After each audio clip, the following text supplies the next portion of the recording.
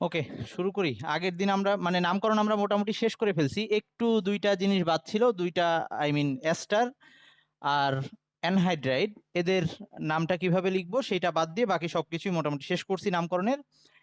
আজকে বলছিলাম কয়েকটা প্র্যাকটিস করব ওভারঅল, তারপরে আমরা পরের টপিকটাতে যাব। সো আগে লাস্টে ওই দুইটা জিনিসের অ্যাসিড জাতকের যে লাস্ট দুইটা জিনিস বাদ ছিল সেটা একটু দেখাই দিই।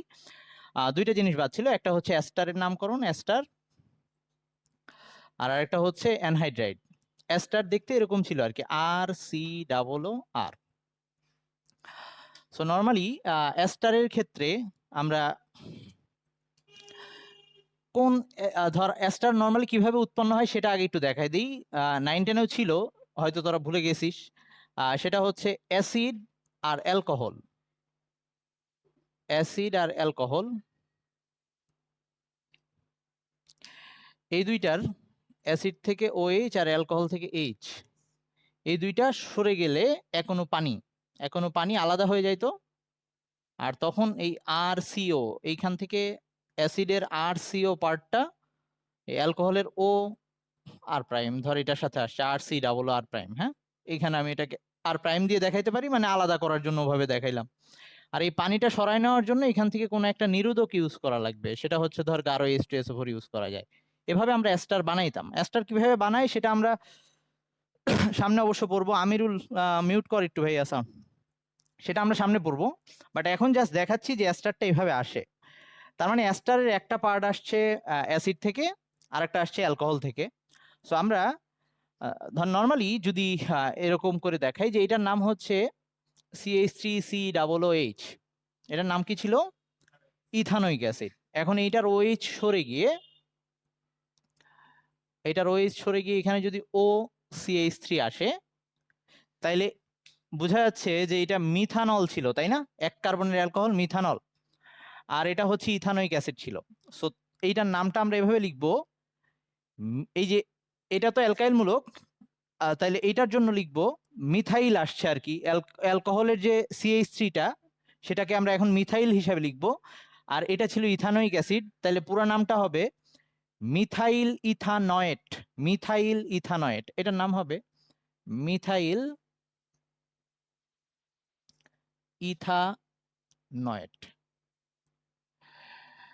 মানে আসছিল ইথানোইক অ্যাসিড থেকে।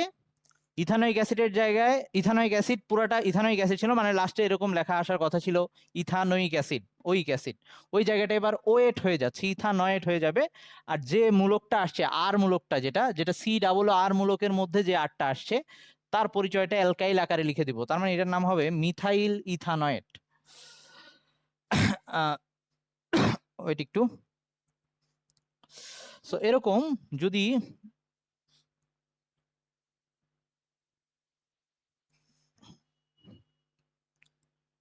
CH3 CH2 COO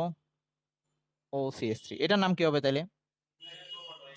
এটা প্রোপানোইক অ্যাসিড ছিল, সেটা ওই মিথানলের সাথে যুক্ত হয়ে এটা এই অ্যাস্টারটা বানাইছে, তাইলে এটার নাম হবে প্রোপানয়েড থাকবে লাস্টে, আর ওই আরটার জন্য মিথাইল বলে দিব, জাস্ট এটার নাম হবে মিথাইল প্রোপানয়েড।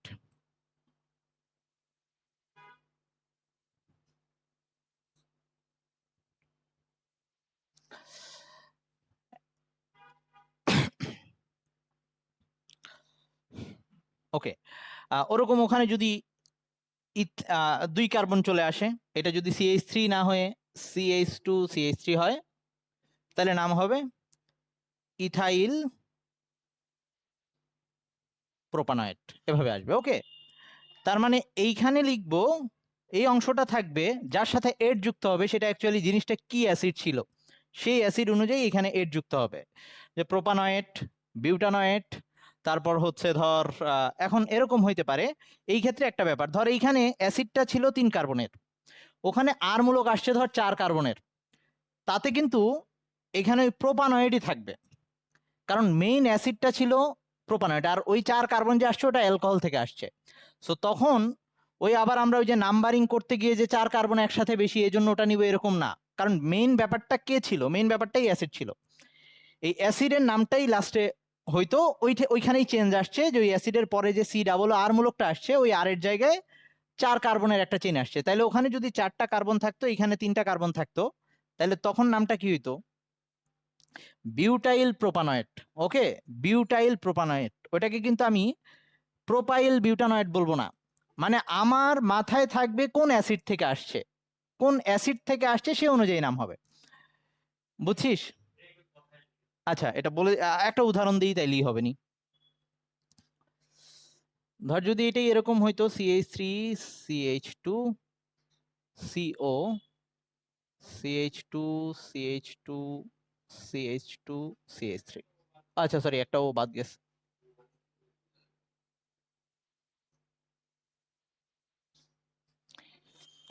এরকম অবস্থা। সো আমাদের আগে দেখতে হবে অ্যাকচুয়ালি অ্যাসিডটা কোথায় ছিল, এই যে এইটুকু তো অ্যাসিড ছিল CH3CH, পরে না ওটা আসছে ওই অ্যালকোহল থেকে, তার মানে ওটা 4 কার্বনের অ্যালকোহল থেকে আসছে, তার মানে হচ্ছে 4 কার্বনের অ্যালকোহলটা ছিল বিউটানল।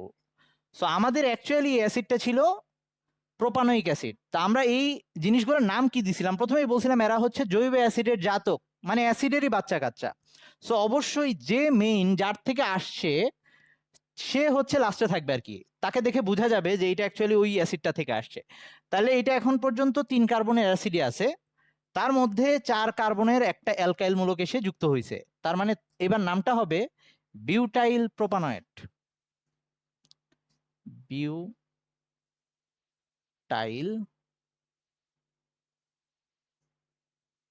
প্রোপা, হ্যাঁ ভাইয়া, হ্যাঁ আমরা তো এখন জাস্ট খালি অ্যাস্টারের জন্যই পড়তেছি, এই জন্য শুধু অ্যাস্টারের জন্য বিশেষভাবে ওটাই পড়তেছি। হ্যাঁ ভাইয়া, নাম্বারিং। আচ্ছা, এখানে নাম্বারিং তাহলে কোত্থেকে করছি? নাম্বারিং অ্যাকচুয়ালি ওই যে এটাই তো COOH মূলক ছিল, আর কথা ছিল COOH যেখান থেকে থাকবে ওই দিক থেকেই নাম্বারিং করবো, তার মানে এখানে নাম্বারিংটা অ্যাকচুয়ালি 1 2 3 এটুক, ওই দিকে কিন্তু আমরা যাই নাই। ওকে, কারণ COOH এর প্রায়োরিটি সবচেয়ে বেশি ছিল, ও যেখানে থাকতো সেখান থেকে 1 দিয়ে শুরু করতে হইতো, তাহলে ওখান থেকে শুরু করছি 1, তারপর 2, তারপর 3। ওকে, ওখানে যত কার্বনই আসুক ওগুলো অ্যালকোহল থেকে আসছে, মেইন এই যৌগটার মেইন উৎসটা হচ্ছে একটা অ্যাসিড, সো অ্যাসিডের নামটার দিয়েই ওর পরিচয়টা আসবে, বিউটাইল প্রোপানয়েড। ওকে, এমনি এই এস্টারের নামগুলোর মধ্যে আলাদা করে আবার এখানে ধর যে আরো চেইন টেন আনা, এগুলা নর্মালি আনবে না, কারণ নর্মালি ওই যে বলছি যে আমরা তো চাইলে অনেক যৌগ লিখতে পারি, বাস্তবে ওগুলা যৌগের অস্তিত্ব নাই ওরকম করে। আচ্ছা, তাইলে এবার লাস্ট যেটা বাদ আছে সেটা হচ্ছে, আচ্ছা এটা এখন বুঝছিস সবাই নাকি ওইটা বলে দিতে হবে মুখে? আচ্ছা ওকে, তাইলে এবার লাস্টেরটা হচ্ছে অ্যানহাইড্রাইড। অ্যানহাইড্রাইড,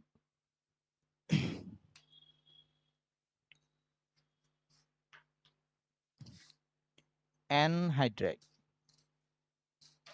এ দিয়েও লেখে কখন, মানে এই নর্মাল, আচ্ছা যা হোক কিছু আসে যায় না, কারণ বাংলা ইংলিশ থেকে বাংলা লেখা তো।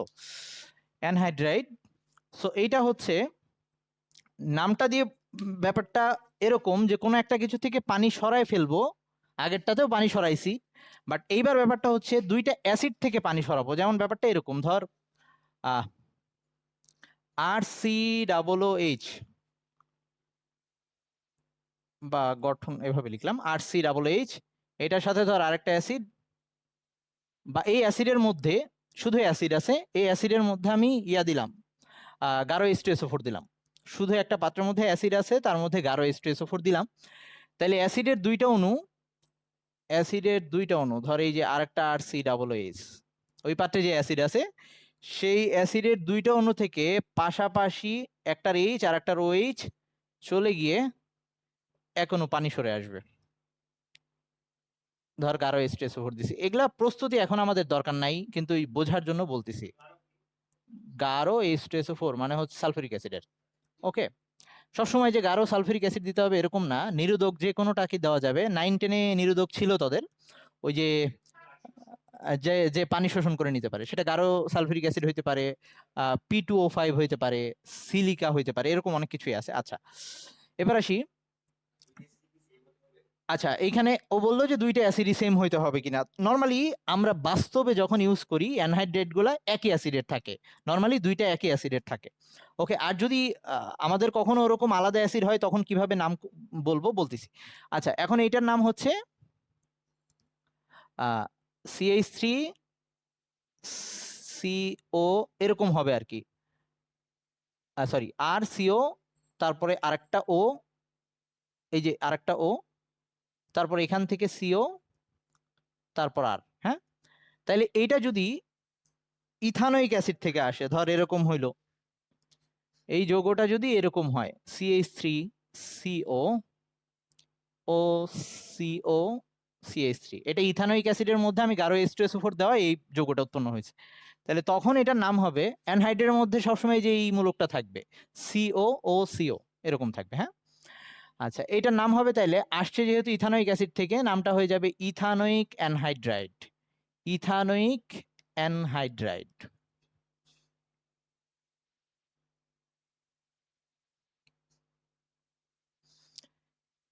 Ethanoic anhydride, okay. হ্যাঁ ভাইয়া, আচ্ছা, একজনের কোশ্চেন হচ্ছে বুঝবো কিভাবে ইথানোয়িক না প্রোপানোয়িক, এটা ওই যে CO পর্যন্ত এসে দেখবি CH3CO, তার মানে এটা একসাথে দুইটা কার্বন আছে, ওই যে কোনো এক সাইডে একসাথে ওই CO পর্যন্ত দুইটা কার্বন, তার মানে এটা ইথানোয়িক অ্যাসিড ছিল, ওকে। যদি এরকম হয় CH3 CH2 CO, তারপর O CO CH2 CH3 এরকম হয়, তাহলে এই যে এক সাইড দেখ তিনটা কার্বন, প্রোপানোয়িক অ্যানহাইড্রাইড, ওকে। এটাই বলতেছি যে সব সময় দুই পাশে একই অ্যাসিড হবে নরমালি, ওকে, কারণ আমরা নরমালি যে কোনো অ্যাসিডের অণু থেকে যখন পানি সরাই ওই একটা নির্দিষ্ট অ্যাসিড অ্যাসিড অ্যাসিড মিক্স করি না আমরা কখনো, ওকে। প্রোপানোয়িক অ্যানহাইড্রাইড,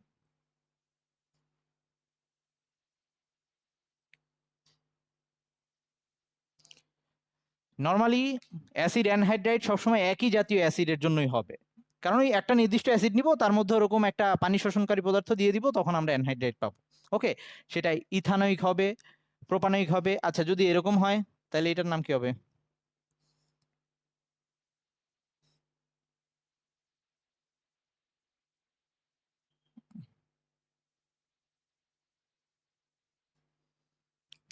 এটা এটা অ্যাকচুয়ালি মিথানোয়িক অ্যাসিড ছিল, মিথানোয়িক অ্যাসিড দেখতে এরকম তো, HCOOH এরকম ছিল না, তাহলে এটা হবে মিথানোয়িক অ্যানহাইড্রাইড, হ্যাঁ। তাহলে এটার নাম হচ্ছে মিথানোয়িক অ্যানহাইড্রাইড।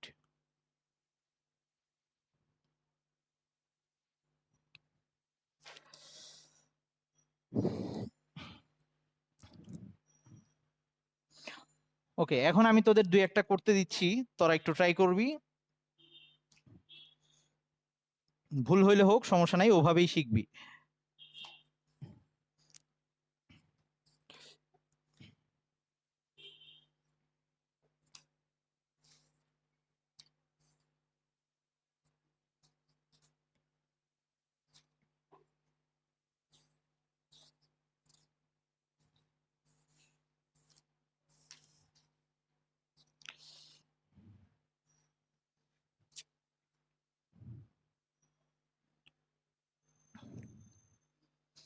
ওকে, একটু ক্রিটিক্যাল দিচ্ছি, নর্মালি এইটা কখনোই মানে আগে যখন ক্লাসে করতে দিছি,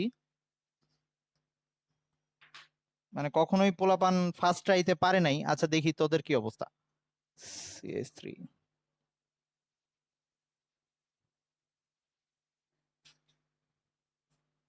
না পারলে সমস্যা নাই, করে দিব আমি, একটু ট্রাই কর।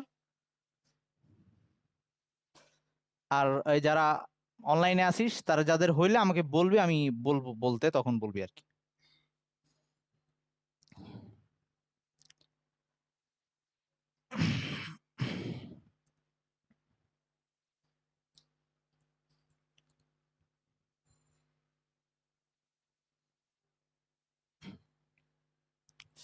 সবাই ট্রাই করিস, যারা আমার সামনে নাই, যারা সামনে আসিস সবাই, না পারলে সমস্যা নাই, কিন্তু ট্রাই কর। মায়া, তুই কি আগের ক্লাসগুলো দেখছিলি নাকি সুযোগ পাস না এখনো? আচ্ছা আচ্ছা, ঠিক আছে, ওকে ওকে, সমস্যা নাই, পারবি আস্তে আস্তে। অর্ণব, কি অবস্থা তোর ভাই? আচ্ছা, ট্রাই করছিস, থ্যাঙ্কস, হয় নাই অবশ্য। আর কেউ? ভুল হইলে হোক, সমস্যা নেই, আমাকে দেখাইতে পারিস। আমি তো আগেই বলছি যে একটু ইচ্ছা করেই ক্রিটিক্যালটা দিছি, নর্মালি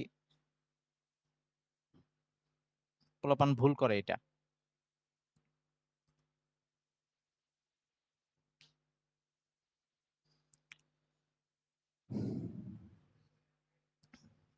হ্যাঁ ভাইয়া, দেখি তো।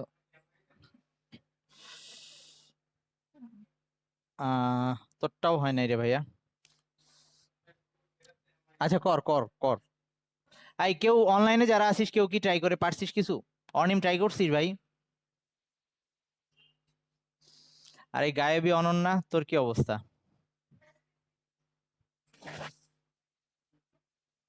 আচ্ছা আচ্ছা, তাড়াতাড়ি ঠিক হয়ে যাবে ইনশাল্লাহ। ওকে, আমি কি ইয়া করে দিব, সলভ করে দিব, পারছিস শিহাব? আচ্ছা, তোর কি অবস্থা? আচ্ছা, অনেকে ট্রাই করবে না, ভাল লাগতেছে না। ওকে, এটা অবশ্য দোষের কিছু না আসলে। হ্যাঁ, একজন একটু ট্রাই করছে, তাও একটু ভুল হয়ে গেছে। আচ্ছা, তবে ধরতে পারছে আর কি। আচ্ছা ঠিক আছে, আমি একটু শুরু করি। সবাই এখানে ফার্স্টেই যে ভুলটা করে ফেলবে, এটাকে অ্যামিন ভেবে বসবে। আবার কেউ এটাকে, মানে এখানে দেখ সিওর পরে এন আছে, মানে এটা actually amide. Amide actually CO NH two ছিল, ওই এইচ গুলা চলে গেছে, রিপ্লেস হয়েছে।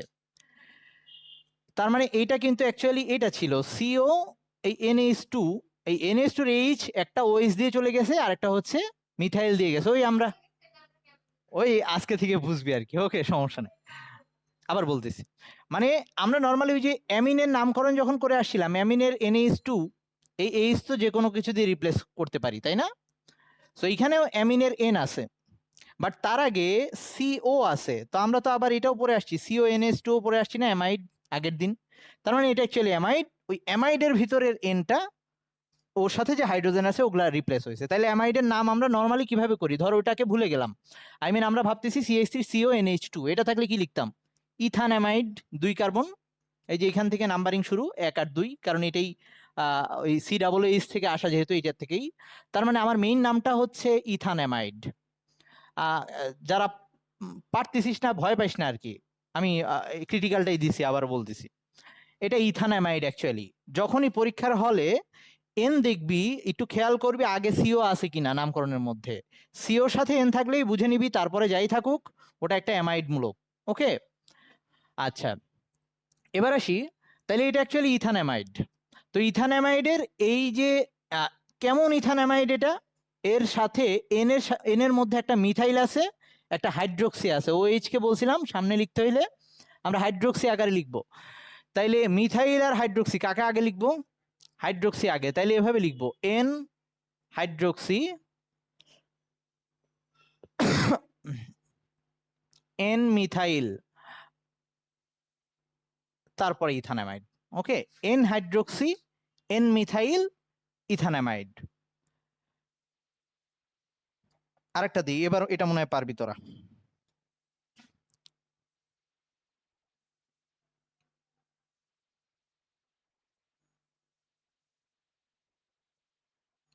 এটা করতো,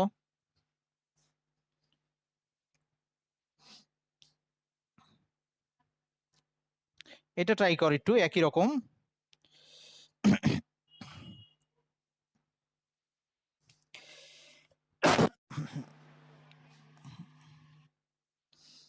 তারপরে এটা ট্রাই কর।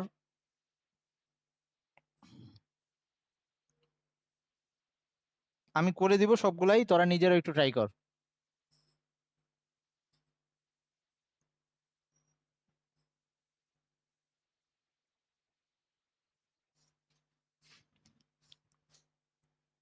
আচ্ছা, কালকে তোদের রাত কেমন কাটছে আর কি? আচ্ছা, টের পাস নাই না? আমি একটা আমার আমি ওই একটা ক্লাস করতেছিলাম আর কি, এফবি লাইভে আর কি, হঠাৎ করে দেখি ক্লাস আর ইয়া হচ্ছে না। তো পরে একটু আমিও ভাবছি আমার নেটেই প্রবলেম। তো বেশিক্ষণ অবশ্য গোতাগুতি করি নাই, একটু পরে এক স্টুডেন্টই আমাকে মেসেজ দিছে ভাইবারে, যে ভাইয়া হোয়াটসঅ্যাপ মেসেঞ্জারে কানেক্ট করতে পারতেছি না। তখন বুঝলাম হয়তো এরকম কোনো ঝামেলা হয়েছে। তো গিয়ে টিভি খুললাম, দেখি নিচে স্ক্রল করতেছে এই আর কি।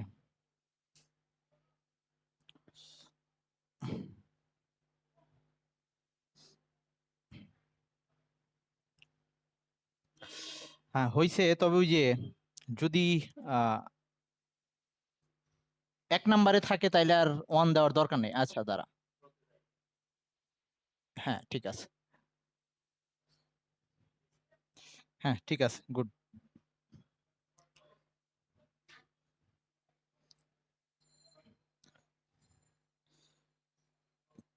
হ্যাঁ ঠিক আছে ভাই, একটু তোরটা দেখি তো আরেকবার একটু। ভুল করলি না, এটা তো বিউটান হবে। আচ্ছা আমি একটু বলে দিচ্ছি, দেখ এটাও আরেকটাই একই রকম জিনিস। সো এটারও 2 কার্বন, তাহলে এটাও ইথানামাইড। আর এটার এন এর মধ্যে একটা মিথাইল, এই এন এর মধ্যে মিথাইল আছে, তার মানে 2 বার মিথাইল আছে। এটাকে এভাবে লিখতাম আমরা, এন কমা এন ডাইমিথাইল। এন, হ্যাঁ ভাইয়া। আচ্ছা মানে অনেকের অনেক রকম যুক্তি থাকতে পারে, কেন আমি এভাবে লিখতাম শুধু এন দিয়ে ডাইমিথাইল লিখতাম, এটা তো যুক্তি হইতেই পারে। কারণ তুই যদি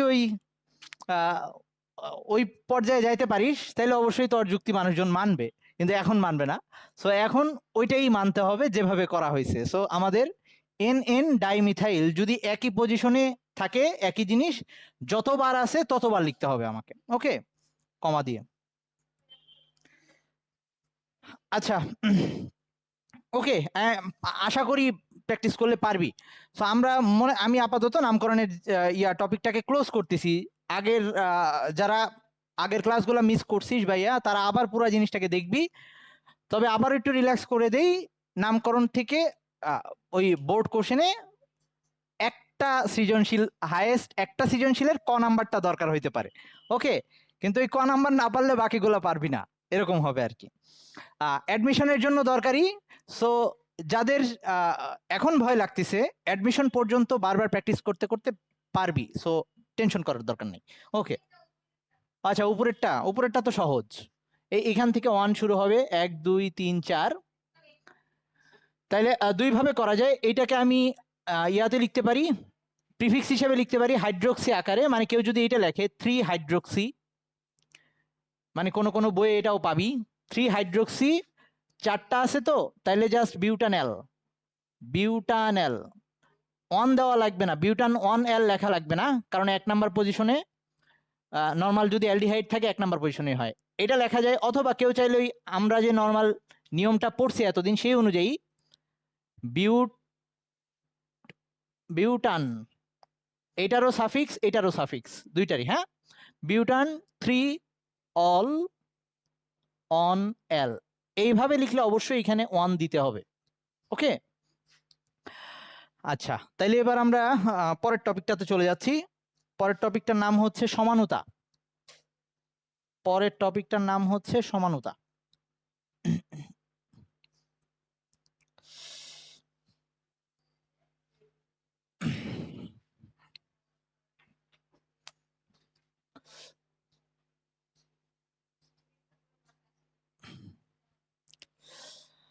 ওকে, নর্মালি আমরা 9-10-এ সমানুতা পড়ে আসছি। সমানুতা মানে ছিল একই আণবিক সংকেত কিন্তু ভিন্ন গাঠনিক সংকেত, এরকম একটা ব্যাপার ছিল। যেমন আমরা কমন যেটা পড়ে আসছিলাম ওই যে ইউরিয়া আর হচ্ছে অ্যামোনিয়াম সায়ানেট, মানে অ্যামোনিয়াম সায়ানেট এইটাকে তাপ দিয়ে এইটা বানানো যাইতো NH2CO NH2। এই দুইটা দেখতে, দুইটার মধ্যেই নাইট্রোজেন 2টা, হাইড্রোজেন 4টা, কার্বন 1টা আর অক্সিজেন 1টা। তার মানে এর আণবিক সংকেত আর এর আণবিক সংকেত সেম হবে, বাট গঠনটা ভিন্ন, পজিশনগুলা ওই নাইট্রোজেন কার্বন এইসব পরমাণুগুলোর পজিশন ডিফারেন্ট ডিফারেন্ট। সো এখন এটা একটা টাইপের সমানুতা অ্যাকচুয়ালি ছিল। সো আমাদের জৈব যৌগের মধ্যে এই সমানুর সংজ্ঞাটা আমরা একটু ডিফারেন্ট ওয়েতে দেব। এবার আমরা ওটা বলবো না যে একই আণবিক সংকেত কিন্তু গাঠনিক সংকেত ভিন্ন, এটা হইতেও পারে নাও হইতে পারে, গাঠনিক সংকেত এক হইতে পারে। সো এইবার সংজ্ঞাটা এরকম হবে, আণবিক সংকেত একই কিন্তু কমপক্ষে একটা ধর্ম ভিন্ন, কমপক্ষে একটা ধর্ম ভিন্ন, সেটা ভৌত ধর্ম হইতে পারে অথবা রাসায়নিক ধর্ম হইতে পারে, ওকে। তাইলে সমানুতা হবে বা সমানু কাদের বলবো, যে একই আণবিক সংকেত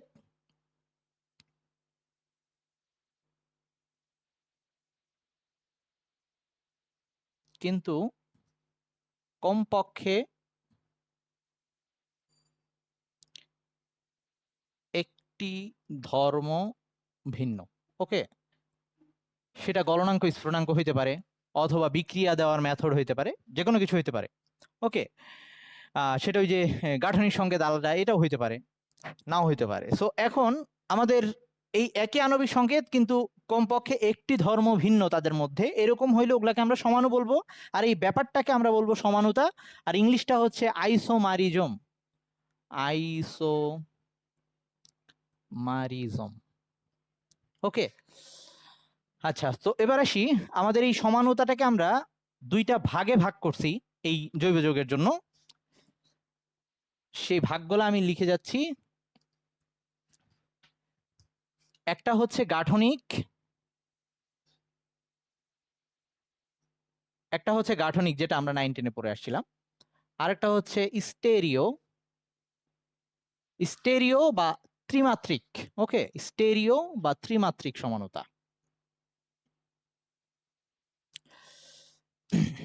আচ্ছা, যারা আজকে জয়েন করছিস তাদের জন্য এইটা বোঝার জন্য আগের জিনিস দরকার নাই, সো পেন নেওয়ার দরকার নাই, সবার জন্য এটা একই রকম নতুন টপিক। ওকে, আচ্ছা, তাইলে এই গাঠনিক সমানুতাটা এটা হচ্ছে ওই 9 10-এ আমরা যে গঠন দেখে আলাদা করতাম সেই ব্যাপারটা, যে আণবিক সংকেত একই হবে কিন্তু তাদের গঠনটা ভিন্ন হবে।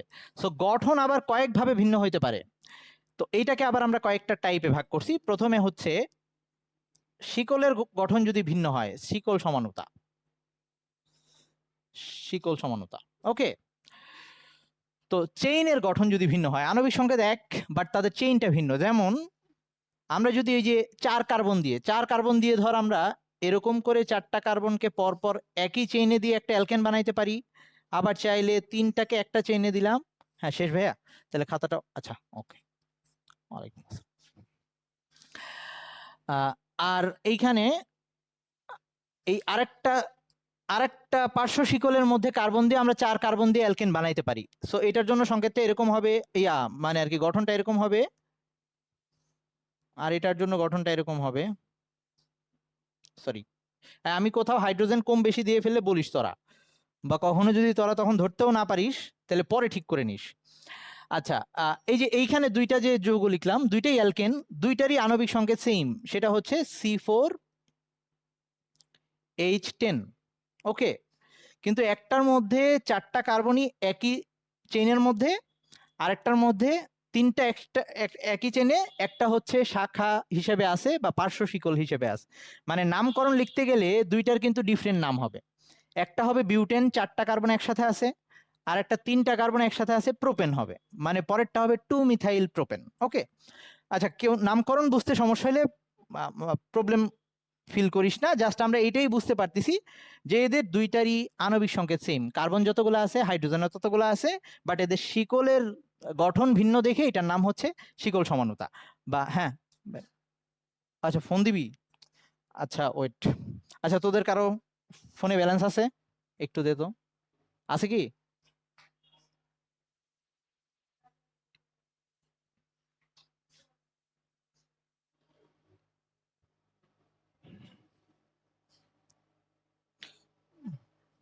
ধর ডায়াল করে একটু ইয়া কর।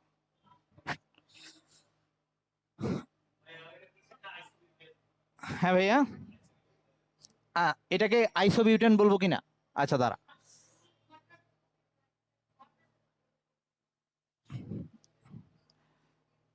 ও এই পুরাতন নাম অনুসারে, আচ্ছা একটু একটা ভালো কোশ্চেন আসছে আর কি, এই যৌগটাকে আইসোবিউটেনও বলা যায়, আইসোবিউটেন বইয়ের মধ্যে অনেক জায়গায় পাবি, আইসো নিও এরকম ব্যাপার স্যাপার আছে। হ্যাঁ, ওগুলা হচ্ছে পুরাতন নামকরণ, মানে নর্মালি ওগুলা এখন ইউজ হয় না। ওটা কখন হয়তো, যদি এরকম হয় ঠিক একদম মানে আর কি শেষ কার্বন, যে শেষ কার্বনের ওই চেইনের মেন শেষ কার্বনের আগের কার্বনে যদি এরকম আরেকটা শাখা থাকে, তাইলে ওই অ্যালকেনটাকে আইসো হিসেবে বলা হয়। যেমন এটাকে আমি এখন 4 কার্বন আছে আর এটা 3টা কার্বন একসাথে চেনের মধ্যে, সে যে কোনো একদিক থেকে শুরু করলে এটা শেষ কার্বন বা এইদিকে এটা শেষ কার্বন।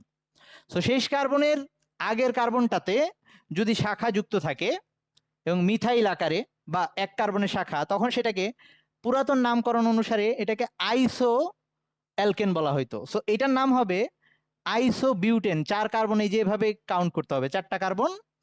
আর যে কোনো একদিক থেকে চিন্তা করলে ওই শেষ কার্বনের আগের কার্বনে একটা মিথাইল গ্রুপ আছে, সো এটার নাম হবে আইসো বিউটেন।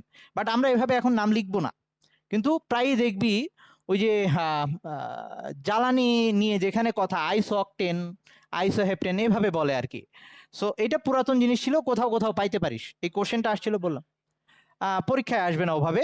এমনি তোর ধর এই যে যদি ইয়া হইতে পারে, ধর ওই অবজেক্টিভের মধ্যে এরকম হইতে পারে যে এটার নাম কি, নিচে অপশনে দিল ওই যেটা তুই জানিস এক, তুই নর্মালি যেটা জানিস IUPAC পদ্ধতি বা IUPAC পদ্ধতি যেটা, আর 2 নম্বরে পুরাতন নামকরণ একটা দিয়ে দিল। দাঁড়া একটু,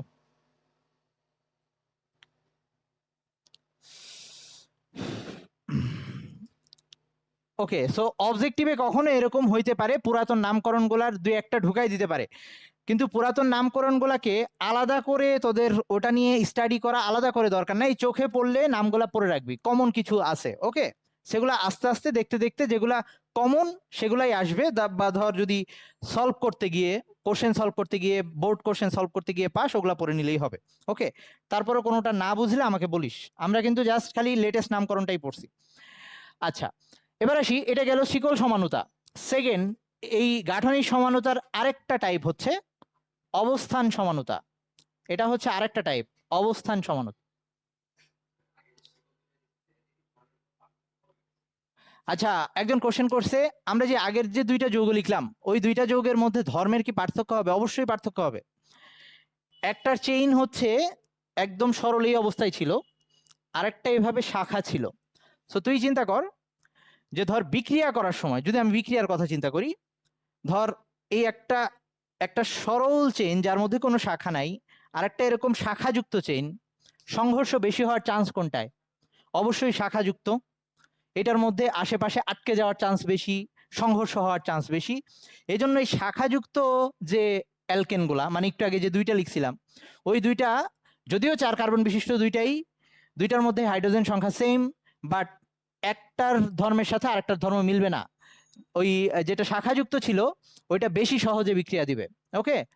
আচ্ছা, এবার আসি অবস্থান সমানুতা। অবস্থান সমানুতাটা হচ্ছে এইখানে আণবিক সংকেত একই হবে, গাঠনিক সংকেতের মধ্যে জাস্ট চেঞ্জ হবে কোথায়, কার্যকরীমূলক সেম, বাট কার্যকরীমূলক আলাদা আলাদা পজিশনে, অবস্থানটা ভিন্ন হবে। যেমন ধর আমরা, আচ্ছা এটা হচ্ছে গাঠনিক সমানুতা।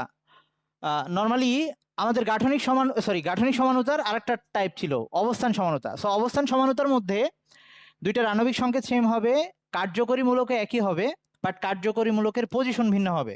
এটা হচ্ছে এইখান থেকে নাম্বারিং হবে 1 2 3, এটার নামটা হবে প্রোপানল 1, তাই না? অথবা শুধু প্রোপানল যদি বলি। আর এটার নামটা কি হবে? এটা হবে প্রোপানটুঅল অথবা প্রোপানল 2। তার মানে একটাই OH কর্নারে বা 1 নাম্বার কার্বনে, আর একটাই হচ্ছে OH 2 নাম্বার কার্বনে। এইটার 2টার সংকেতই কিন্তু সেম, 2টার সংকেতই হবে C3H। কয়টা আছে এখানে টোটাল? 7টা, 4 5 আর 3, 8টা না? 8টা। C3H8O, 2টারই আণবিক সংকেত এটাই হবে। 2টাই অ্যালকোহল, বাট 2টা এবারও ডিফারেন্ট ধর্ম দেখাবে, কারণ ওর OH এর পজিশন আর ওর OH এর পজিশন ভিন্ন হওয়ার কারণে এই ক্ষেত্রেও বিক্রিয়া দেওয়ার সময় দুইজনের বিক্রিয়ার প্রতি টেন্ডেন্সি এটা ডিফারেন্ট হবে, ওকে। সো এই ক্ষেত্রে এই সমানুতাটাকে আমরা বলবো অবস্থান সমানুতা। এই অবস্থান সমানুতাগুলা তখনই সম্ভব হবে যখন মূলকগুলা সবসময় যে চেইনের মধ্যে পজিশন চেঞ্জ করবে, এরকম অবস্থা হবে। তো যদি আমরা ইসের জন্য বলি যে এই অবস্থান সমানুতাটা ওইসব ইসের জন্য খাটবে না, ওইসব মূলকের জন্য খাটবে না যারা সবসময় 1 নাম্বার পজিশন দিয়ে শুরু হয়। যেমন যদি আমরা COOH এর কথা বলি, তার জন্য এটা হবে না, ওকে। অ্যালকিনের জন্য হইতে পারে, যেমন অ্যালকিনের দ্বিবন্ধন ধর 4 কার্বনের মধ্যে ধর এরকম 4টা কার্বন, ধর আমরা বিউটিন লিখবো। বিউটিন আমি দুইভাবে বানাইতে পারি, এইখানে দ্বিবন্ধন দিয়ে অথবা কর্নারে দ্বিবন্ধন দিলাম, দুইটাই বিউটিন, একটা বিউটিন 1 আর একটা বিউটিন 2। ওকে, সো এইসব ক্ষেত্রে আমাদের, আচ্ছা একজনে কোশ্চেন করছে COOH 3টা আছে এরকম হইলে, আচ্ছা যদি নর্মালি একের অধিক কার্যকরীমূলকের ব্যাপার স্যাপার থাকে তখন ডিফারেন্ট ব্যাপার, কিন্তু নর্মালি একই কার্যকরীমূলক একটা আছে, তাহলে সেই ক্ষেত্রে এটা ওই অবস্থান সমানতা COOH এর ক্ষেত্রে হওয়ার সম্ভাবনা নাই। আচ্ছা যা হোক, আর যদি আসে তো আসলোই, সমস্যা নাই। সহজ কথায় সব কিছু ঠিক থাকবে, গাঠনিক সংকেতের মধ্যে জাস্ট খালি চেঞ্জ হবে কার্যকরীমূলকের অবস্থান। ওকে, এবার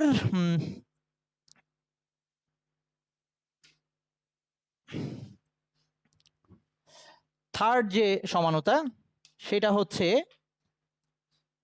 কার্যকরীমূলক সমানতা। এগুলা কিন্তু আমরা এখনো গাঠনিক সমানতার মধ্যেই আছি। কার্যকরীমূলক সমানতা আমরা এইটা 9-10-এ পড়ছিলাম।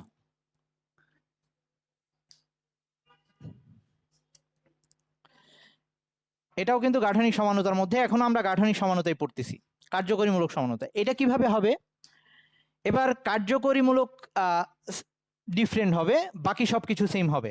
ওকে, যেমন ধর আমরা যদি যেমন CH3O CH3, এটা হচ্ছে ইথার, আর এটা হচ্ছে CH3CH2OH, এটা অ্যালকোহল, এটা হচ্ছে ইথার। দুইটারই যদি আমরা কার্বন সংখ্যা দেখি, C2টা, হাইড্রোজেন 6টা আর অক্সিজেন 1টা। ওকে, দুইটারই আণবিক সংকেত C2H6O, বাট যখন আমরা গঠন আকারে দুইটা লিখতে পারতেছি, একটা হচ্ছে ইথার, এটা কিন্তু ইথার, ইথারের নামটা আমরা দুইভাবে বলতে পারি, একটা হচ্ছে ডাইমিথাইল ইথার বলতে পারি, আর একটা হচ্ছে আমরা লেটেস্ট, আচ্ছা আর একটা হচ্ছে 3টা ভাবে পড়ছিলাম, এটাকে বলতে পারি ডাইমিথাইল ইথার, অথবা বলতে পারি মিথোক্সিমিথেন, অথবা বলা যায় তো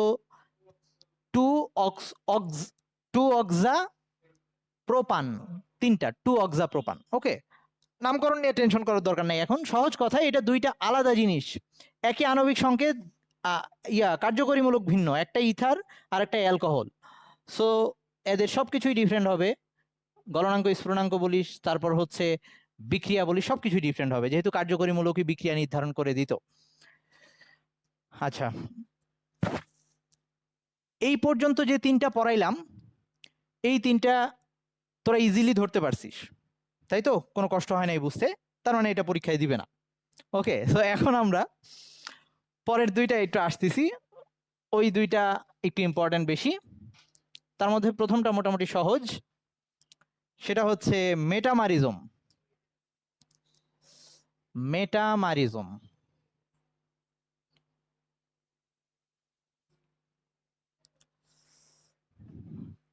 ওকে, মেটামারিজমটা কি? অবশ্য অনেক কেমিস্ট এই মেটামারিজম আর এই যে অবস্থান সমানতা, এই দুইটাকে একসাথে করে ওই অবস্থানটাকে মেটামারিজমের মধ্যে ইনক্লুড করে দেয়। ওকে, কোন কোন বইয়ে এইখানে মেটামারিজমটা আর অবস্থান সমানতাটাকে এক করে ফেলা হয়েছে। আচ্ছা, মেটামারিজমটা কি বলতেছি, ধর যদি কার্যকরীমূলক সেম হয়, ধর দুইটাই ketone CH3 CH2 CH2 CH3 C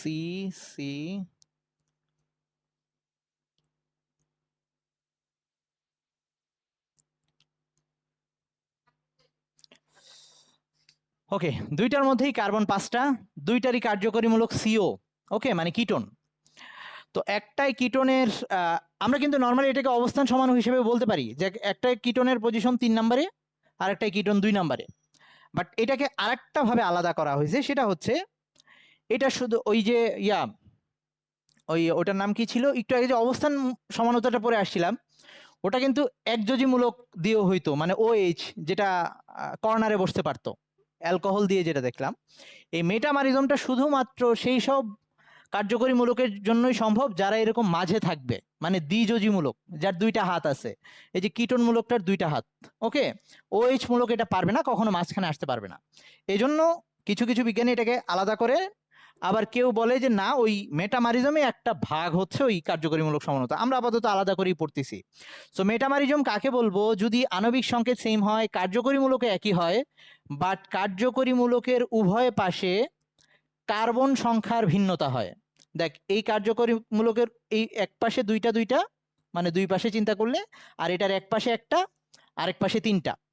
এটা তখন শুধুমাত্র সেই সব কার্যকরীমূলকের জন্যই সম্ভব হবে যাদের দুই যোজনী। ওকে, OH, তারপর হচ্ছে ধর COOH, CHO, এরা এগুলা দেখাইতে পারবে না, এই জন্য এটাকে আলাদা করা হয়েছে। দ্বিবন্ধন কিন্তু দেখাইতে পারবে, অ্যালকিন দেখাইতে পারবে। তারপরে অ্যামিন, অ্যামিনের এই যে NH2, ওই যে বলছিলাম হাইড্রোজেন যেহেতু সরে যাইতে পারে, সো এই হাইড্রোজেন সরে গিয়ে এখানে যদি আরেকটা CH3 বসে, এইখানে CH3 বসলো,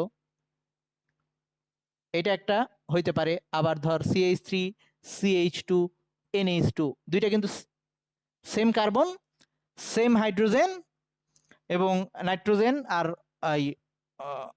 কি বলে এখানে, এই ক্ষেত্রে দুইটারই নাইট্রোজেন, হাইড্রোজেন আর কার্বন সংখ্যা সমান। সো আমরা ধর এরকম অ্যামিন, এটা তো 1 ডিগ্রি ছিল, এটা 2 ডিগ্রি, এটা তো সবসময় কর্নারই হবে। সো এইটারে বলবো, এইটার জন্য আমরা এই মেটামারিজমটা খাটাবো না, কারণ এটা সবসময় কর্নারই হচ্ছে। আমরা এই যে এই মূলকটা যেটাকে 2 ডিগ্রি অ্যামিন বলে, আমরা সামনে গিয়ে পড়বো, মানে অ্যামিনের কয়েকটা টাইপ হইতে পারে। যদি একদম কর্নারে হয় তখন সেটাকে 1 ডিগ্রি বলা হয়। যদি তার দুই হাতে দুইটা অ্যালকাইল মূলক থাকে তখন সেটাকে 2 ডিগ্রি বলা হয়। যদি এই হাইড্রোজেনটাও আরেকটা আর মূলক দিয়ে চলে যায় সেটাকে 3 ডিগ্রি বলে। ওগুলো আমরা সামনে পড়বো, এখন ওটা নিয়ে মাথা ঘামানোর দরকার নাই। আমি বলতে চাচ্ছি এই যে 2 ডিগ্রি অ্যামিন, এইটা দিয়ে আমি দুইটা বানাইতে পারি। দেখে এরকম করতে পারি, এই যে এখানে একটা এরকম।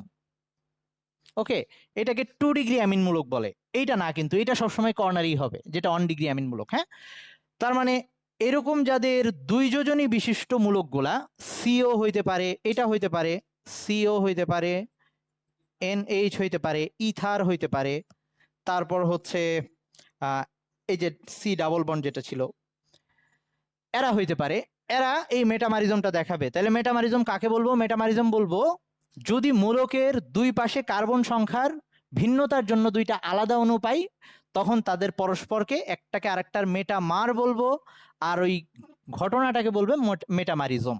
সো এটা পরীক্ষায় আসবে। ওকে, আচ্ছা, ইয়া লিখবি, মানে সংজ্ঞা লিখবি?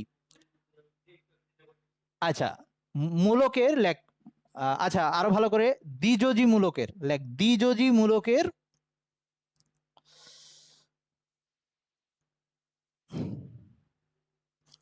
দ্বিযোজী মূলকের উভয় পাশে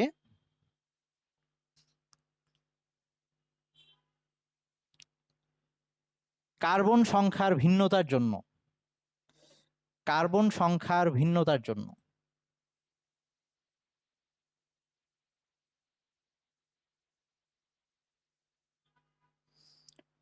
ওকে, সবাই তো আমার, হ্যাঁ, কার্বন সংখ্যার ভিন্নতার জন্য যে সমানতা হয়, যে সমানতা হয়। সবাই তো আমার নোট পাইছিস, যারা পাস নাই আবার আমাকে একটু নক দিলে দিয়ে দিব। আর এই নোটটা করার সময় যেমন ধর এই সমানতার কথাই যদি বলি, আমি কি পয়েন্টগুলো লিখে দিছি, ওই যে উদাহরণ দিছি, নোট থাকলে এই যে শুধুমাত্র দ্বিযোজীমূলক এটা দেখা, এগুলো লিখে দিছি, সংজ্ঞা লিখি নাই সবগুলার।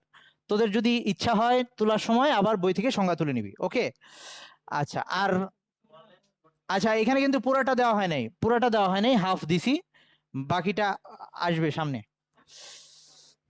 হাফেই তোর কত পৃষ্ঠা হয়েছে? প্রায় 42-43 পৃষ্ঠার মতো হয়েছে। আর এখানেও কিন্তু শর্ট শর্ট করে লেখা, এই জন্য তোরা করতে গিয়ে জৈব যৌগটা আসলে বড় একটা জিনিস, কিছু করার নাই। প্রায় মানে স্টুডেন্টের আগে যখন মানে লেখায় লেখায় পড়াইতাম, এরকম পুরা এক খাতা হয়ে যাইতো শুধু জৈব যৌগের জন্য, এরকম।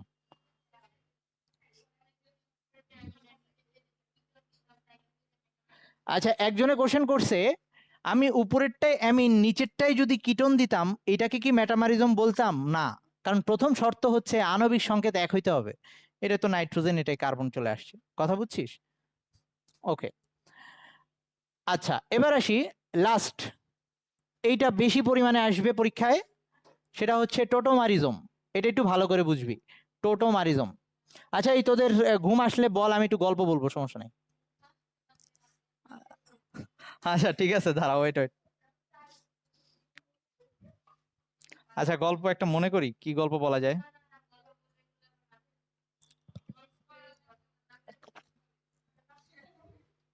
আচ্ছা দাঁড়া, ওরা যাওয়ার জন্য পাগল হয়ে গেছে, তো আগাই। এই জৈব যৌগ চ্যাপ্টারটাই কিন্তু এরকম, একটু কষ্ট করে ধৈর্য রাখা লাগবে। আমি সব সময় যেটা করি, মানে নর্মালি যখন ইয়াতে পড়াইতাম আর কি, অফলাইনে পড়াইতাম, তখন সব সময় জৈব যৌগটাকে ফার্স্টে একবার পড়ায় অফ রেখে অন্য চ্যাপ্টার ধরে তারপরে আবার এটা আসতাম, কারণ নাইলে লাস্টের দিকে পোলাপান একদম শুয়ে পড়ে ক্লাসে আর কি, এরকম একটাও। ওকে আচ্ছা, মানে ভাগ ভাগ করে পড়াইতাম, একবারে টানা পড়াইতাম না। আচ্ছা এখন আসি, টোটোমারিজম যেটা বলতে যাচ্ছে, টোটোমারিজম হচ্ছে এগুলা আগেরটা থেকে ভিন্ন।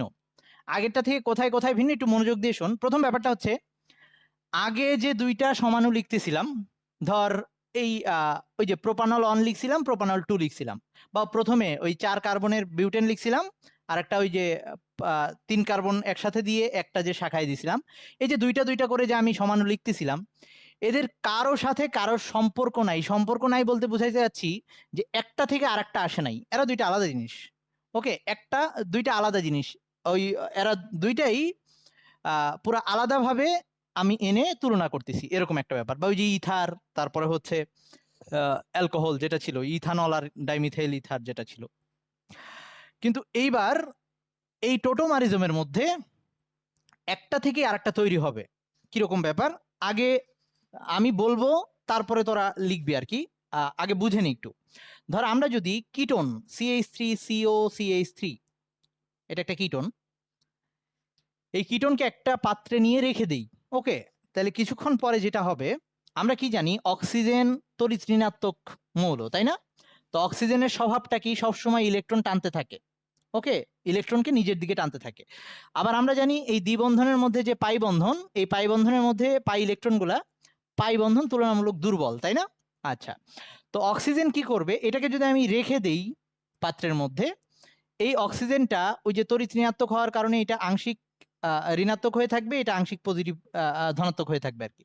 সো অক্সিজেন কি করবে, সবসময় এই ইয়াটাকে টানতে থাকবে, এইখানকার যে ইলেকট্রন, এই দুইটাকে নিজের দিকে টানতে থাকবে। এবং সেটা একসময় এই অবস্থা হবে, অনেক বেশি যখন এই ইয়াটা অ্যাট্রাকশনটা হবে, তখন কার্বন কি করবে, এই যে এখানে আমি যে দুইটা হাইড্রোজেনের একটাকে আলাদা করে এভাবে লিখলাম বোঝানোর জন্য। সো কার্বনের এই টানাটানি সংসারে না থেকে ওটা ছেড়ে দিবে, এই হাইড্রোজেন থেকে দুইটা যে ইলেকট্রন, এই হাইড্রোজেনের দুইটা ইলেকট্রন এইখানে শিফট করবে। তখন কি অবস্থা হবে দেখ, একটু দেখাচ্ছি। এইটার পরবর্তী ধাপটা আমি আঁকতেছি। প্রথমে যে অবস্থাটা হবে, প্রথম কাহিনীটা একটু দেখাই। প্রথমে এই অক্সিজেন এইখান দ্বিবন্ধন থেকে ইলেকট্রন টেনে নিয়ে যাবে, তাহলে কি কাহিনী হবে আগে সেটা লিখতেছি। আগেই কেউ লিখিস না, আগে বুঝে নিবি তারপরে। তার মানে প্রথমে এই অবস্থা দাঁড়াইছে, এই অক্সিজেনটা এই দুইটা ইলেকট্রন নিয়ে গেছে, তাহলে অক্সিজেন এবার পুরাপুরি মাইনাস হয়ে যাবে, তাই না? অক্সিজেন পুরাপুরি মাইনাস হয়ে যাবে, আর এই কার্বনটা পুরাপুরি প্লাস হয়ে যাবে। সো কার্বনের তো আবার হাত ফিল আপ করা লাগবে, তার মানে ওর এখন একটা বন্ধন লাগবে। সো তখন কি হবে, এই হাইড্রোজেনটা হেল্প করবে, কার্বন আবার ইলেকট্রন টানবে এই তিনটা হাইড্রোজেনের, এখানে তো তিনটা হাইড্রোজেন ছিল, আমি যে কোনো একটা হাইড্রোজেনকে দেখাচ্ছি এই হাইড্রোজেনটা থেকে। আচ্ছা, এই হাইড্রোজেনটাকে উপরে লিখি, তাতে সুবিধা হবে। এই হাইড্রোজেনটার ইলেকট্রনটা এইখানে শিফট করবে, এই বন্ধন থেকে হাইড্রোজেনটা গিয়ে এই অক্সিজেনের সাথে যুক্ত হয়ে যাবে। তাহলে পরের কাহিনীটা কি হচ্ছে একটু দেখাই। এই কার্বন তার হাত ফিল আপ করার জন্য ওই বন্ধনটাকে তার নিজের দিকে টেনে নিয়ে আসছে, মানে এই অবস্থা দাঁড়াইছে। CH3 C, এই O, এইখানে ছিল CH2, ওখানে একটা বন্ধন ছিল, ওই বন্ধনটাকে শিফট করে এখানে আনছে। ওকে, আর ওই হাইড্রোজেনটা যখন ওই যে দুইটা ইলেকট্রন নিয়ে গেছে, হাইড্রোজেনটা H+ আকারে বের হয়ে গেছে। সো H+ আকারে বের হয়ে এই অক্সিজেনটার সাথে বসে গেছে, এইরকম অবস্থা দাঁড়াবে। ওকে, তাহলে কি কাহিনী হলো, আমি এটাকে রেখে দিয়েছিলাম এভাবে, একটু পরে অটোমেটিক তার মধ্যে এই কাহিনীটা ঘটবে যে এই বন্ধনের ইলেকট্রনটা এখানে শিফট করবে, শিফট করে অক্সিজেনটা নেগেটিভ হয়ে যাবে, কার্বন পজিটিভ হবে, তার ইলেকট্রন ঘাটতি হওয়ার কারণে সে পাশের এই কার্বনটাও হইতে পারে, এই কার্বন হইতে পারে, ওখানে যে তিনটা হাইড্রোজেন আছে তার যে কোনো একটা হাইড্রোজেনের বন্ধনের দুইটা ইলেকট্রনকেই নিয়ে নিজেকে ফিল আপ করবে নিজের বন্ধনটা। তখন ওই হাইড্রোজেনটা H+ আকারে বেরোয় গিয়ে যে অক্সিজেনটা নেগেটিভ হয়ে আছে তার সাথে বসে যাবে। কিন্তু এই ব্যাপারটা এখানে এসে থামবে না, মানে এটা আবার উল্টা কাহিনীটা ঘটতে থাকবে। উল্টা কাহিনী কিরকম, আবার এই বন্ধন আবার এখানে শিফট করবে, এই অক্সিজেন এই ইলেকট্রনটা আবার এখানে আসবে, হাইড্রোজেন আবার আগের জায়গায় যাবে, মানে এই কাহিনীটা উভমুখীভাবে চলতে থাকবে। ওই বিক্রিয়া পাত্রের মধ্যে কিটোন থেকে এই ব্যাপারটা, আবার এটা থেকে উল্টা এই ব্যাপারটা ওই পাত্রের মধ্যে উভমুখী বিক্রিয়ার মতো চলতে থাকবে এবং একসময় সাম্যাবস্থায় পৌঁছাবে। তার মানে আমি পাত্রে রেখে গেছিলাম কাকে, কিটোনকে, কিছু সময় পরে আমি পাত্রের মধ্যে দুইটা যৌগকে একসাথেই পাবো। ওকে, তার মধ্যে একটা হচ্ছে এরকম কিটোন, আরেকটার মধ্যে দেখ OH আছে, মানে এখানে এটাকে আপাতত কাটতেছি, তার মানে এটা একটা অ্যালকোহল হয়ে গেছে না, ছিল কিটোন, এবার এটা অ্যালকোহল, OH চলে আসছে, অবশ্য সাথে একটা দ্বিবন্ধনও চলে আসছে। সো এই যৌগটাকে একটু ডিফারেন্ট ভাবে বললে এইটার নাম হচ্ছে ইনল। ইনো আছে, দ্বিবন্ধনের ইনো আছে, অ্যালকোহলের অলও আছে। সো এই টাইপের যৌগগুলোকে ইনল যৌগ বলে। হ্যাঁ, আর যদি আমরা আমাদের নামকরণ অনুসারে করি তাহলে কিরকম নাম হবে, নাম হবে prop 2 ene, sorry 1 ene, 1 ene 2 ol. Okay, এভাবে, অথবা কেউ শুধু ইনল লিখে দিল আর কি। ইনল কেন, এই যে ইন আর অল একসাথে থাকে, আর এটা হচ্ছে নর্মাল আমাদের প্রোপানন, প্রোপানন। তো আগের গোলার সাথে এটার তফাৎটা একটু বলি। আগের গোলার সাথে এটার তফাৎ হচ্ছে, আগের গোলায় আমি যে দুইটা যৌগ লিখতেছিলাম, একটাকে লেখার পরে আরেকটা লিখছি, একটার সাথে আরেকটার কোনো সম্পর্ক ছিল না, একটা থেকে আরেকটা আসে নাই, তারা ওভাবেই আগের থেকে এক্সিস্ট করতেছে। বাট এইখানে একটা থেকে আরেকটা তৈরি হয়েছে কিভাবে, কার্যকরীমূলকটা স্বতঃস্ফূর্তভাবে চেঞ্জ হয়ে নতুন কার্যকরীমূলকে পরিণত হয়েছে। সো এই টাইপের সমানতাকে আমরা বলবো টোটোমারিজম। তার মানে টোটোমারিজম কাকে বলবো, যদি এরকম হয়, আচ্ছা সংজ্ঞাটা একটু লেখ, আচ্ছা বিক্রিয়াটা লিখতে পারিস, বিক্রিয়াটা লেখ। হ্যাঁ ভাইয়া বল। হ্যাঁ, কেউ কিছু বলবি? হ্যাঁ, হ্যাঁ মানে ওই পাত্রের মধ্যে দুইটার অণুই পাওয়া যাবে, এই দুইটা অণুই পাওয়া যাবে এবং সাম্যাবস্থা, ওই নর্মাল আমরা একটা বিক্রিয়া যদি সাম্যাবস্থায় থাকে উৎপাদও পাই বিক্রিয়কও পাই, এরকম বিক্রিয়া পাত্রে দুইটাই পাবি। ওকে, এটা যদি লেখা হয়, তোরা পরীক্ষায় মাঝের ধাপটা না দেখাইলেও চলবে, পরীক্ষায় সরাসরি এটা দেখাইতে পারবি। আর ওইটা হচ্ছে ভেঙে দেখাইলাম। ওকে, সংজ্ঞাটা এটা দিয়ে শেষ করতেছি, দাঁড়া, ওই যে ও পাগল হয়ে গেছে বোধহয়, শেষ করতেছি ওয়েট। লাইক যদি একটি কার্যকরীমূলক সংবলিত কাঠামো থেকে, এই যে আগে একটা কার্যকরীমূলক ছিল, হ্যাঁ, যদি একটি কার্যকরীমূলক সম্বলিত কাঠামো থেকে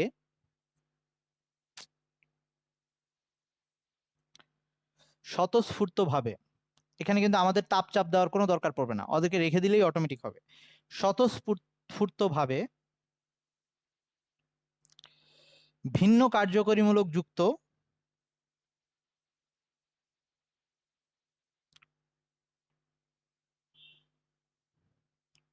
যৌগে রূপান্তর ঘটে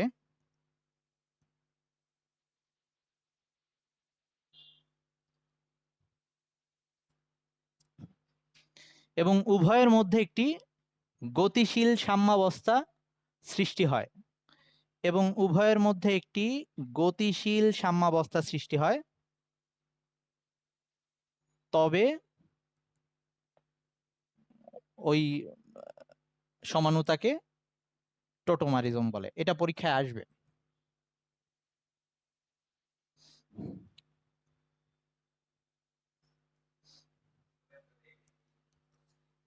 আচ্ছা, পরীক্ষায় সরাসরি মানে প্রসেস চায় না কখনো, পরীক্ষায় জাস্ট খ নাম্বারের জন্য সংজ্ঞা আসে, ব্যাখ্যা করতে বলে, মাঝে মাঝে গ নাম্বারেও বলতে পারে, তবে প্রসেস দেখানোর দরকার নাই, তোরা সরাসরি এটা থেকে এটা দেখাইতে পারে, বইয়ে দেখলেই হবে, যে জাস্ট দুইটা উভমুখী সাইন দিয়ে দেখাইলেই হবে, আর ভিতরের কাহিনীটা আমি বললাম। আচ্ছা, এইটা সাধারণত কিটোন আর এই যে এই যে যৌগগুলা দেখায়, কিটোন দেখায় এরকম, বা এই যে এস্টারের মধ্যেও সিও মূলক আছে না, COO এস্টারও এটা দেখায়। তবে যাই হোক, সবসময় লাস্টে গিয়ে এরকম একটা ইন আর অল দুইটাই আছে এইরকম কাঠামো আসে, আর আগে এরকম কীটমূলক আছে এইরকম কাঠামো আসে। এই জন্য এই সমানতাকে কখনো কখনো কিটো ইনল টোটোমারিজম বা কিটো ইনল সমানুতা এভাবেও বলে। হ্যাঁ, এই যে কিটোন থেকে ইনল হয় তো, এই জন্য কিটো ইনল সমানুতা এভাবেও বলে মাঝে মাঝে। সো কখনো কখনো কোশ্চেন এভাবেও বলে যে কিটো ইনল সমানুতা ব্যাখ্যা করো, এভাবে বলতে পারে। হ্যাঁ, আচ্ছা, সো আজকে আমরা যেটাই, হ্যাঁ ভাই বল, এটার নাম, এটা প্রোপানন নরমান। আচ্ছা, এই গঠনটার নাম হচ্ছে কিটো গঠন, কিটো গঠন, আর এটা হচ্ছে ইনল গঠন। ওকে, মানে দুইটা টাইপের গঠন পাচ্ছি, একটার মধ্যে শুধুমাত্র কিটনমূলক আছে, আরেকটার মধ্যে ইন আছে আর অল আছে। এই জন্য এই সমানুতার আরেকটা নাম হচ্ছে কিটো ইনল সমানুতা। ওকে, কিটো ইনল সমানুতা এভাবে বলে। আচ্ছা, সো আমরা আজকে যেটা দেখলাম, সমানুতার দুইটা টাইপ আছে, একটা হচ্ছে গাঠনিক আর একটা হচ্ছে ত্রিমাত্রিক। আমরা শুধু গাঠনিকের প্রকারভেদ আজকে পড়ছি।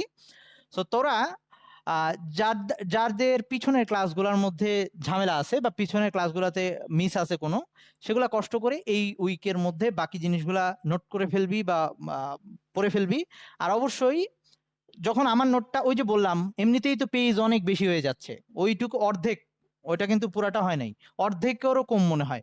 ওকে, তাতেই 43 পৃষ্ঠার মতো হয়ে গেছে। সো আমি যথেষ্ট ভেঙে ভেঙেই বলছি ওখানে। তবে তোরা চাইলে যদি সংজ্ঞা, আমি অনেক সংজ্ঞা স্কিপ করছি, সংজ্ঞা তুই ডিরেক্ট বই খুলে তোর মতো করে লিখে নিতে পারিস। তবে নোট খাতাটা তোর নিজের মতো বানাইলে যে সুবিধা, আমারটা সামনে রেখে আমারটার সাথে এক্সট্রা করে অ্যাড করবি আর কি। নিজের মতো বানাইলে যে সুবিধা, তোর আর বই পরবর্তীতে দেখতে হবে না, ওই খাতাই পড়তে পারবি সব সময়। এভাবে তুই তোর নোট খাতাটা বানাবি, সবার জন্য এভাবে বলি। আর এই তো, আর হচ্ছে তোদের পড়ার স্টাইলটা হবে আপাতত ওই যে বলছি, আমি কিন্তু বইয়ের সিরিয়াল মেনটেন করতেছি না, মানে সব বইয়ের সাথে মিলবে না, কোনো বইয়ের সাথেই মনে হয় পুরোপুরি ডিরেক্ট মিলবে না। কোনটার সাথে মিলতেছে? হাজারি ট্যাগের সাথে মিলবে না, সামনে গিয়ে আরো মিলবে না। মানে আমি এমন করে পড়াচ্ছি যাতে বইয়ের মধ্যে এরকম একটা অবস্থা, ধর একটা পিছনের জিনিস যেটাকে আগে বলে ফেলা হয়েছে, যেটা এখন বললে বুঝতে পারবি না। সো আমি শেষ ভাইয়া, রাখ খাতা রেখে। ওকে, ওয়ালাইকুম আসসালাম। তো আমি আমি যে সিরিয়ালে পড়াচ্ছি, এই সিরিয়ালে পড়লে তোর জন্য বুঝতে সুবিধা হবে। এখন ওগুলা যদি রিডিং দিতে যাস, তোর মাথায় অনেক কোশ্চেন আসবে। আমি কিন্তু কিছুই বাদ দিব না, ওগুলাকে আবার সামনে বলতেছি, যখন দরকার হচ্ছে তখন বলবো। আই মিন যেটাকে যখন বললে পরের টপিকটার মধ্যে আমি প্রয়োগ দেখাইতে পারবো, সেটাকে তখন বলবো। বইয়ের সিরিয়ালটা এরকম, এখন অনেক কিছু একবারে বলা হচ্ছে কিন্তু সেগুলোর এক্সাম্পল সাথে নাই, সামনে অনেক পরে আসবে। পরে যখন ওই এক্সাম্পলে যাব, তখন তো এটা ভুলে যাবে যদি আমি বইয়ের সিকোয়েন্সে পড়াই। সো আমি এভাবে পড়াবো যাতে যেটা বলবো সেটাকে আমি সাথে সাথে এই প্রয়োগটা দেখাইতে পারি কোথায় আসতেছে। সো ওই সিকোয়েন্সটা মেনটেন করলে তোর জন্য পড়তে সুবিধা হবে। আর অনেক ছোটখাটো কথাবার্তা থাকে, ওগুলা যদি কিছু না বুঝিস আমাকে এমনি বলতে পারিস, তাহলে আমি বলবো যে এই টপিক আমি এখনো বলি নাই, সামনে বলবো। অথবা যদি মিস হয়ে যায় আমি বলবো, আবার এভাবে বলবো, সমস্যা নেই। ওকে, ঠিক আছে। আর যদি একদম সহজ করে উপস্থাপন করা যদি বলি, ওই আমার কাছে মনে হয়েছে আর কি, এই যে কবির স্যার, যেটা হচ্ছে গাজী আহসানুল কবির না, হ্যাঁ গাজী মোহাম্মদ আহসানুল কবির, উনার বইটা সবচেয়ে সহজ করে সাজানো। হাজারি স্যারের বইটা ওরকম না, কিন্তু এই বইটা দেখলেই কেমন যেন আমার মাথা গরম হয়ে যায়, লেখাগুলো খুব হিজিবিজি। ওকে, খুব ইয়া লাগে। সো এই কবির স্যারের বইটা একটু দেখতে শান্তি লাগে। আর একটা আছে ওই যে মাহবুবুল হক নাকি মহিবুর রহমান, ওই স্যারের বইটাও মানে সাজানো, মানে দেখতে বা পড়তে ভাল লাগে। হাজারি স্যারের বই মনে হয় অনেক কিছু একসাথে, এরকম মনে হয়। ওকে, ঠিক আছে, ভালো থাকিস সবাই, আল্লাহ হাফেজ।